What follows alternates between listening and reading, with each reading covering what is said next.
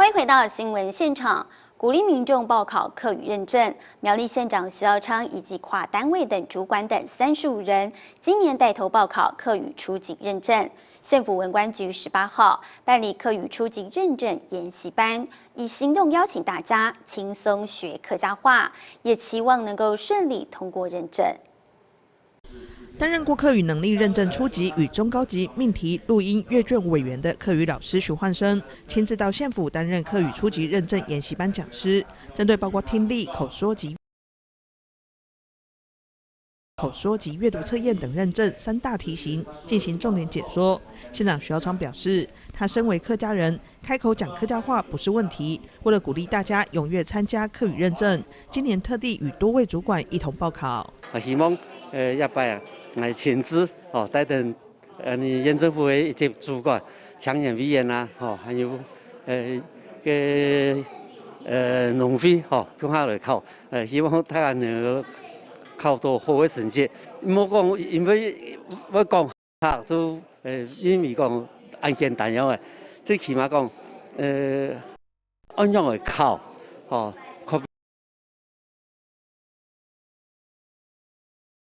比讲考的是雅思，还有讲的突发，谈的是客家话。 苗栗县客家人口约占65%，相关评比表现卓越。这次包括县府各局处及乡镇市农会主管纷纷参与，县警局长周焕新也率领5位分局长及各大队长报考初级认证上课研习。而班上35名学员当中，也有不少非客家籍主管。最主要啊，希望讲能够加安样的考试啊，对客家话一个认同。过去多年下来啊，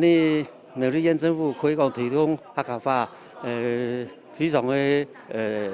有成果。那么当然有按样的所谓客语通行语言嘅按样的